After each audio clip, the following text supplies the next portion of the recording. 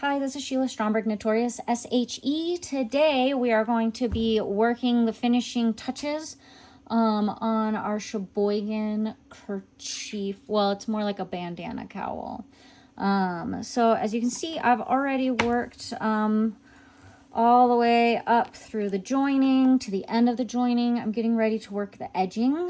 So I thought I'd make a little video so that you could see how it is done.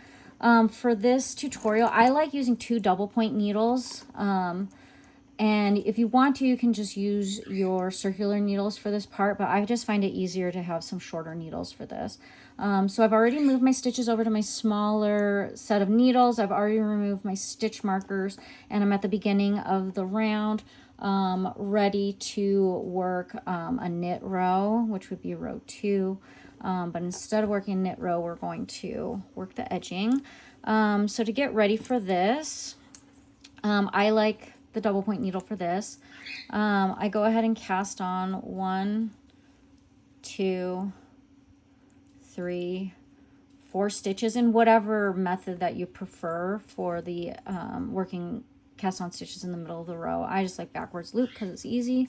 Then what we're going to do is get our needle ready, our working needle, and then move the stitches to the other side of the double point needle.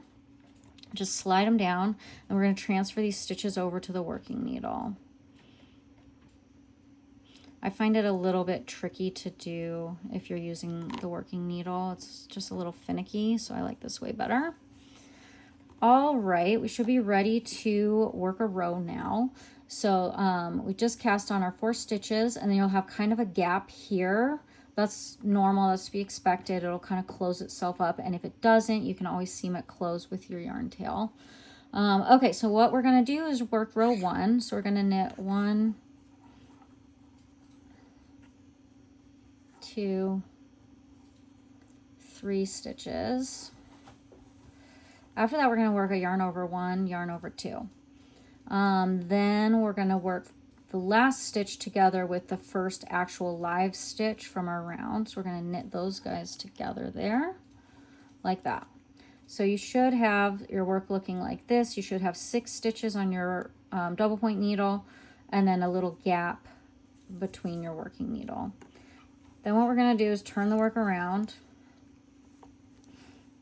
and we're going to purl 2 together here, drop the extra yarn over. So if yours should look like this, just drop it right off the needle.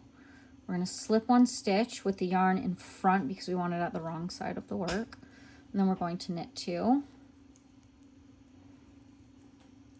and then turn it back.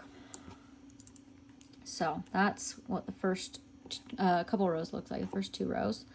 Then we're going to get in our stouch pattern where we are going to knit 3, yarn over 2, and then knit 2 together. Turn the work back, purl 2 together, drop the yarn over, slip 1, knit 2. That is all there is to it. And we just continue to knit 3, yarn over 2, knit 2 together, turn,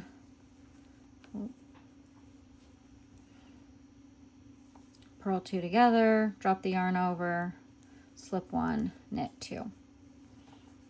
So we'll just work back and forth like that. As you can see, the edging is starting to look how we want it to look so that it mirrors the edging that we put in on the side of the work.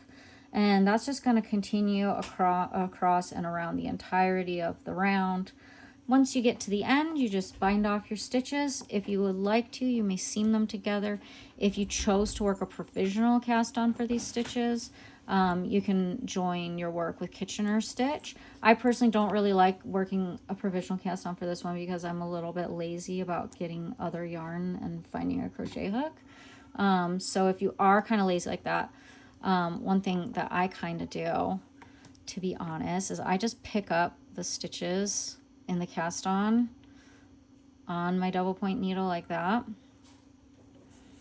and then flip them around to the inside of the work with the remaining 4 stitches that you'll have when you get to the end of the row, and then I just work a 3 needle bind off And that's kind of my BS way of not having to seam the work. So if you're into it, go ahead and try it that method. If you're a little bit of an advanced knitter, that might work out for you.